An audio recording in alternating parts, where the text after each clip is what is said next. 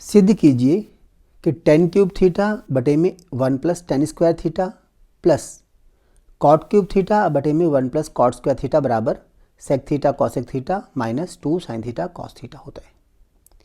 देखो हमने बायां पक्ष लिया। इससे पहले भी हमने देखो डिस्कस किया था कि अगर किसी प्रश्न में हमें पता है कि कैसे करना है, कोई तरीका पता है, स्टैंडर्ड तरीका, उसी तरीके से करना स्टार्ट कर दो। जैसे 1 प्लस टेन स्क्वायर की सरसम क्या होती है ना, 1 प्लस टेन स्क्वायर थीटा बराबर होता है सेक स्क्वायर थीटा, या 1 प्लस कॉट स्क्वायर थीटा बराबर होता है कॉसेक स्क्वायर थीटा। तो देखो यहाँ सर्वसंख्या लग सकती है, नीचे इसमें भी लग रहा है, इसमें भी लग रही है, हम दोनों में सर्वसंख्या लगा देते हैं। अगर मान लो तुम्हें प्रश्न समझ में ही नहीं आता कैसे करना है, तो सबसे आसान तरीका है इसको साइन कॉस में सबको बदल दो।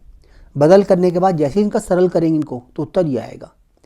पहले हम काम करते हैं कि पहले इस सर्वसंख्या का प्रयोग करके हम इसको हल करते हैं, और फिर बाद में दिखाएंगे कि अगर हमें समझ में नहीं आ रहा प्रश्न, साइन कॉस में बदल के कैसे करते हैं। तो पहला काम है इसको कि हम इस सर्वसंख्या का प्रयोग करने जा रहे हैं। बाईं तरफ है 10 की पावर 3 थीटा बटे में 1 प्लस 10 का वर्ग प्लस कॉट की पावर 3 थीटा बटे में 1 प्लस कॉट का वर्ग। देखो नीचे सर्वसंख्या का प्रयोग करेंगे, ऊपर छोड़ देते हैं हम। 10 की घात 3 छोड़ दिया, 1 प्लस टेन स्क्वायर होता है देखो सेक की पावर 2, तो सेक का वर्ग आ गया। यहाँ पे कॉट को ऐसे छोड़ दिया, कॉट की घात 3 बटे में 1 प्लस कॉट आएगा कॉसेक, तो ये आ जाएगा कॉसेक की घात 2। कॉसेक होता है साइन का उल्टा और सेक होता है कॉस का उल्टा। अब इसको हमें सबको साइन कॉस में बदलना पड़ेगा ताकि सरल कर सके।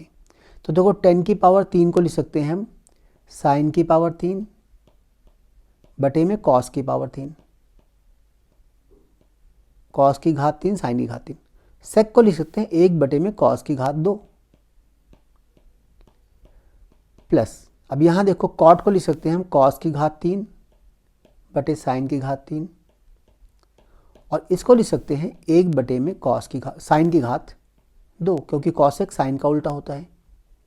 अब इसको अगर हम सरल करते हैं तो देखो ये साइन की घात 3 बटे में कॉस की घात 3, ये ऐसे है गुणा में, इस कॉस को हम ऊपर ले जाएंगे या इसको पूरा पलट देंगे, इसे ऐसे लिख सकते हैं हम कॉस की घात 2 बटे में 1, और ऐसे यहाँ करेंगे हम कॉस की घात 3 बटे साइन की घात 3 गुणा में साइन की घात 2 बटे में 1।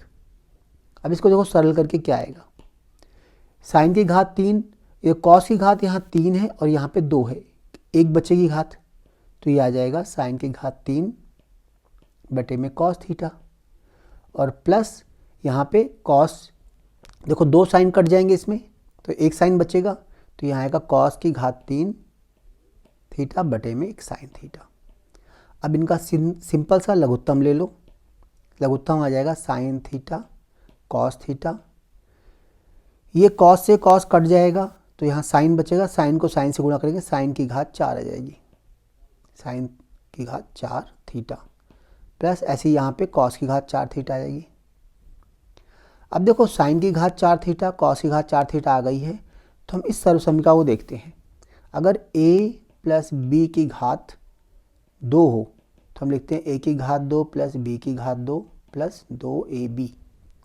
इसको हम ऐसे भी लिख सकते हैं कि अगर a की घात 2 प्लस b की घात 2 इसका मान निकालना हो तो इसे लिख सकते हैं a प्लस b की घात 2 माइनस 2ab। तो इस सर्वसंख्या का प्रयोग करेंगे हम यहाँ पे।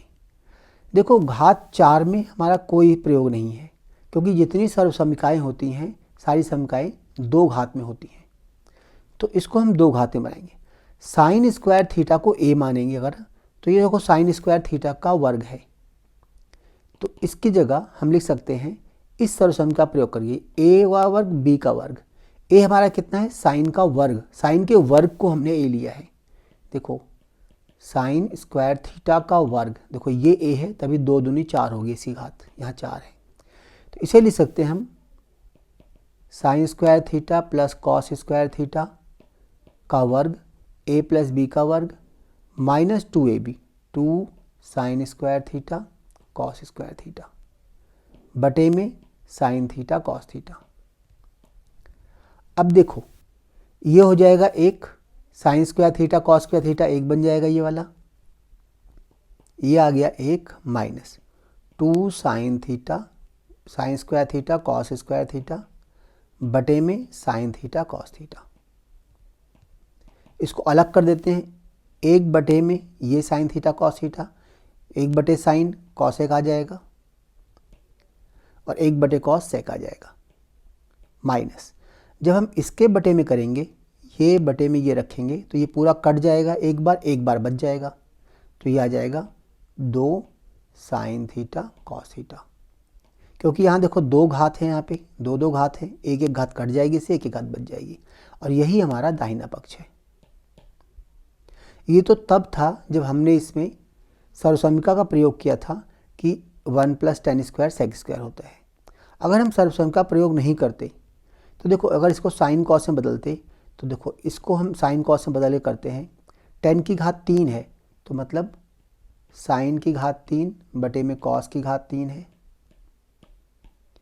बटे में 1 + tan की घात 2 है मतलब साइन की घात 2 बटे कॉस की घात 2। और ऐसे ही कॉट के लिए करते, कॉस की घात 3 बटे साइन की घात 3, साइन की घात 3 और नीचे आएगा 1 + कॉस की घात 2 बटे में साइन की घात 2।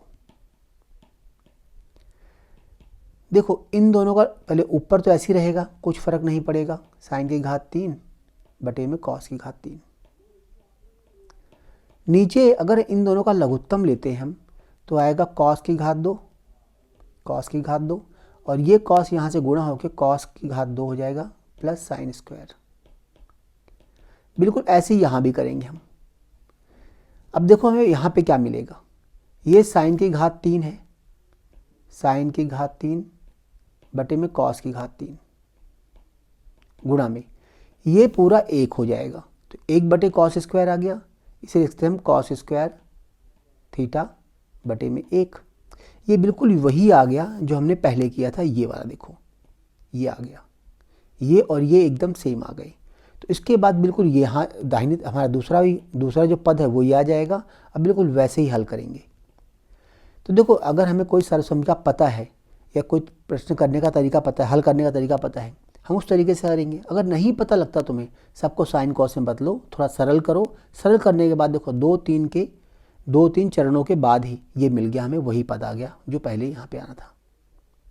तो सर्वसम्मिका से किया तो ये आया था और बिना हम साइन कॉस से किया तो ये आ गया, तो दोनों एक ही आ गए। इस तरह हम साइन कॉस से करते तब भी इसका हल आया था।